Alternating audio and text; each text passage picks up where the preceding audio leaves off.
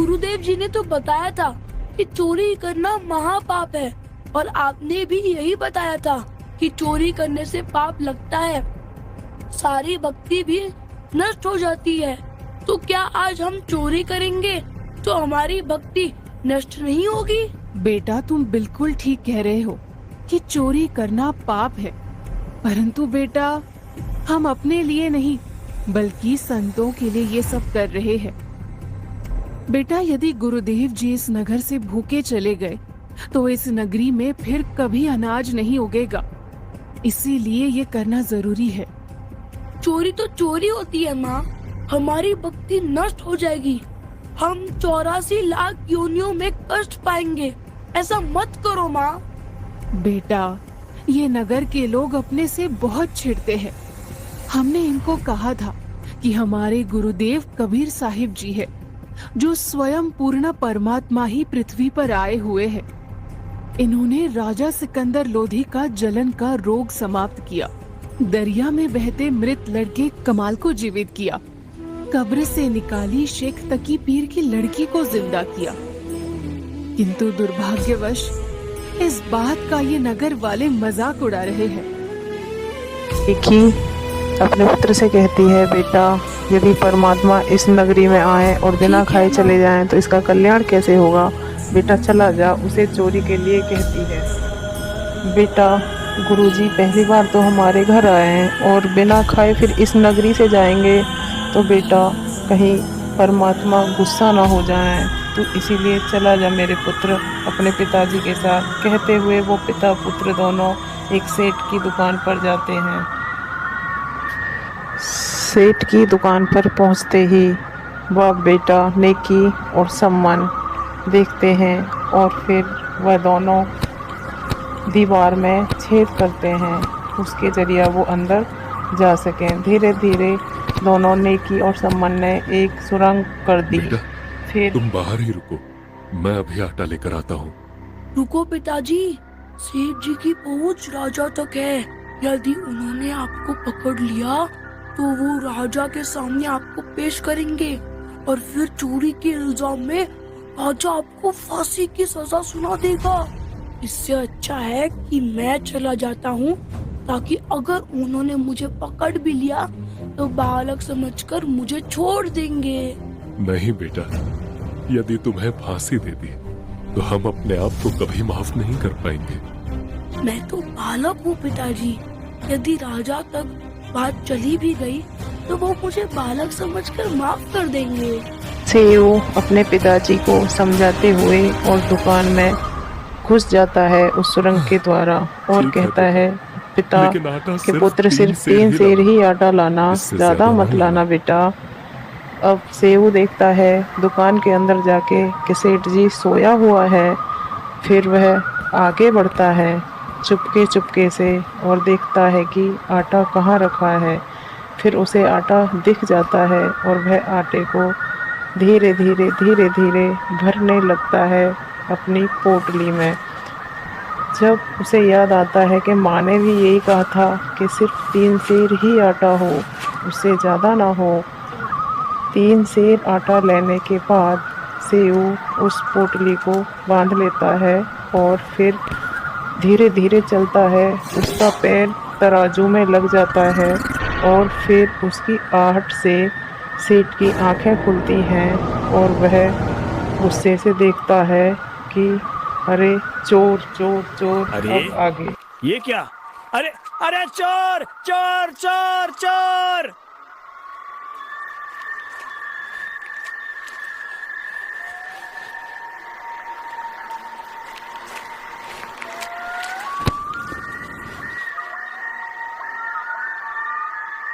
पिताजी, मुझे सेठ ने पकड़ लिया है।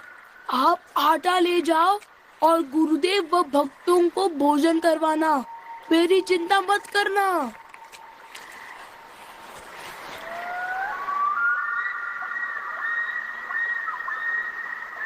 अरे तू तो सम्मान का बालक है, तुम तो अपने आप को भक्त कहते थे, तुम तो चोर निकले। सेठ जी, मैंने तो सिर्फ 3 सेर ही आटा लिया है। हमारे घर हमारे गुरुदेव जी आए हैं, उनके लिए भोजन बनाना था। मेरी माँ सभी के पास आटा उधार लेने गई थी, लेकिन सभी ने आटा देने से मना कर दिया। अच्छा, अब समझा।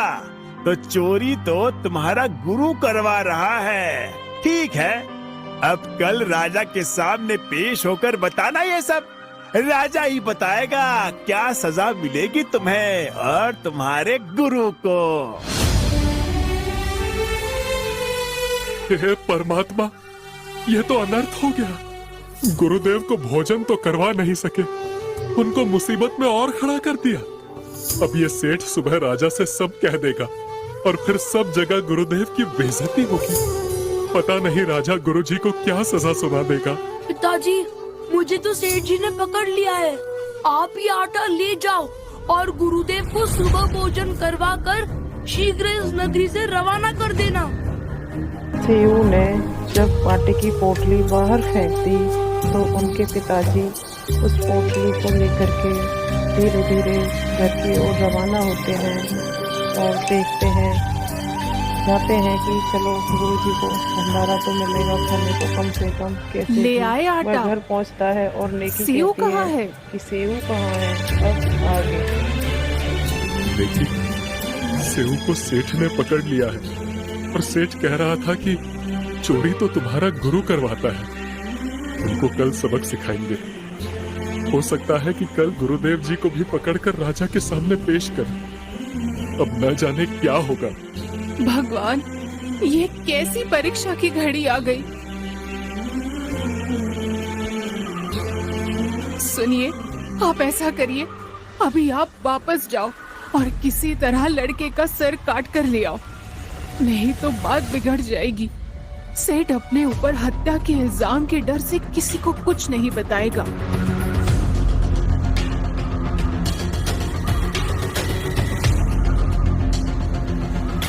अगर आज हमने ये नहीं किया तो हमारे गुरुदेव जी को राजा न जाने क्या सम्मन को सजा एक देगा। तलवार देती है और कहती है कि हमारे परमात्मा पर वह विरोध उठाएगा और क्या सजा देगा।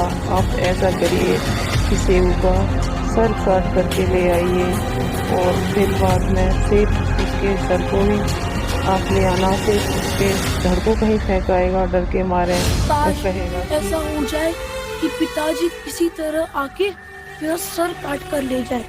इससे सेठ जी डर जाएगा और कहीं जिक्र नहीं करेगा। बेटा सेऊ, मुझे आपसे कुछ आवश्यक बात करनी है। एक बार सिर्फ तो सुराग से सिर बाहर निकाल दे, फिर न जाने कब मिल पाएंगे। ये तुझे पकड़ा देंगे और पिता पुत्र को मिलने नहीं देंगे। 2 बात तेरे कान में बताऊंगा। सेठ जी, मेरे पिताजी बाहर आए हुए हैं और उन्हें मुझे कुछ जरूरी बात बतानी है। मुझे कुछ देर के लिए उनसे बात करने के लिए छोड़ दो। नहीं नहीं, तू भाग जाएगा, ऐसे कैसे छोड़ दूं? नहीं सेठ जी, नहीं भागूंगा मैं, मेरा यकीन कीजिए। ऐसा कीजिए, आप मेरे पैर में जो रस्सा बांधा है उसे थोड़ा ढीला कर दीजिए। ठीक है, कोई बात नहीं, कर देता हूँ ढीला। 3 सेर आटा ही तो लिया है, कोई बड़ी बात भी नहीं है।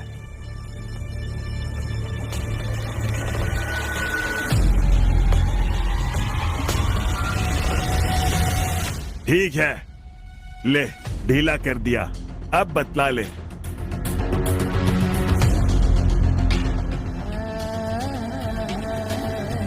पिताजी, पहले आप मेरी बात सुनो, अभी मेरा गला काट कर ले जाओ। पिताजी, यदि आप सच में मेरे बाप हो तो अभी मेरी गर्दन काट कर ले जाओ।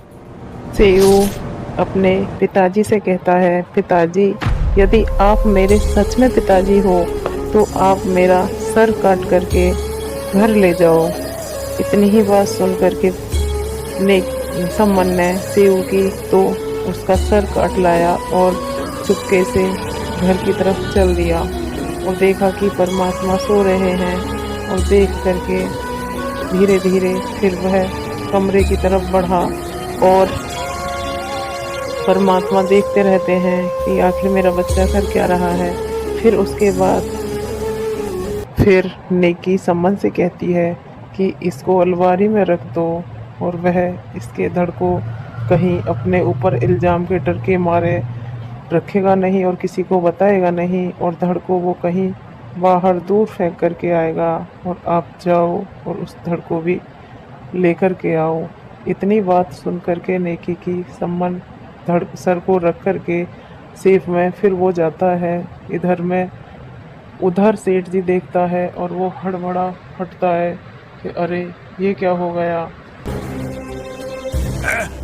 है भगवान, ये क्या हो गया? अब कहीं इसकी हत्या का इल्जाम मुझ पर ना आ जाए। मुझे जल्द से जल्द इस शव को कहीं फेंकना होगा। फिर सेठ उसके धड़ को फेंकने की तैयारी करता है और उसे घसीटते हुए सीऊ के धड़ कर खींच करके ले जाता है और उसके खून के निशान पीछे पीछे खिंचरते हुए चलते हैं। देखता जाता है चुपके चुपके कहीं कोई देख न रहा हो, और एक जंगल में उसे फेंक करके और उसके निशान थोड़े से वहाँ से अपने दुकान पे से मिटा देने की कोशिश करता है, और दीवार को भी जो सुरंग थी उसे भी ख़त्म कर देता है। पीछे से सम्मन आता है और देखता है कि हे भगवान, वो मेरे बच्चे के धड़ को कहाँ फेंक कर के आया होगा। फिर वह देखता है कि सेठ सोया हुआ है और दीवार भी बंद है। अब इस सुराग को तो सेठ जी ने पूरी तरह से बंद कर दिया। वो शव कहाँ डाला होगा?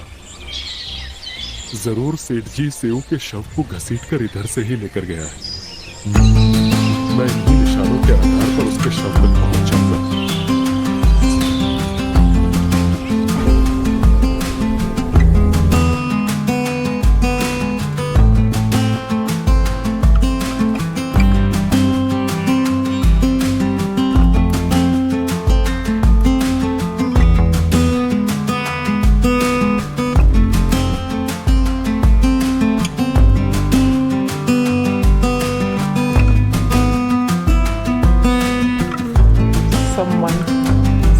बात कर करके यादें बातें करके रोता है और सोचता है कि हे पुत्र, आज परमात्मा की भंडारे के लिए तेरी कुर्बानी देनी पड़ गई। मैं ऐसा निर्धन हूँ, हे भगवान मुझ पे भी दया रखना भगवान।